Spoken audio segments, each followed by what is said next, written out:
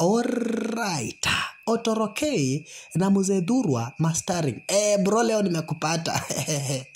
Nasikianga tu unapalilianga makongo nadhani ni uongo. Usijue kasahau mtazamaji, hapa ni upande wa Luche Tingolo. Sasa Otorokei akaambia brother yake, "Bado unalima?" Title ilimikiwa ni Mzozo wa Shamba episode 1. Otorokei akaambia brother yake, "Kwa nini huu unalima? Mbona unalima shamba ukitoa huko dogo ukileta huku? Kubera shino rimanga dilo ba no rereno no inira no rereno ama wenyafue." Nataka nikuulize swali moja wewe. Unajua ni brother yako lakini uko na mchezo.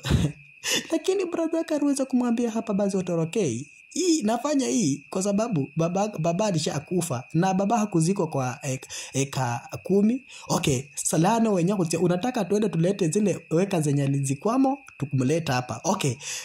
Sivyo ama tuende tumalizie maneno kwa mkuru." Alala ya shasha. Ndugu brother wapenzi watazamaji. Sasa brother akamwambia, "Ukicheza na mimi nitakuua." Na usije ukasahau hapa basi kitu ambacho kinauanga hapa watu hapa basi duniani ni mzozo wa shamba. Just imagine how ni my brothers lakini wanangangania hapa basi shamba hapa basi na wao ni mandugu.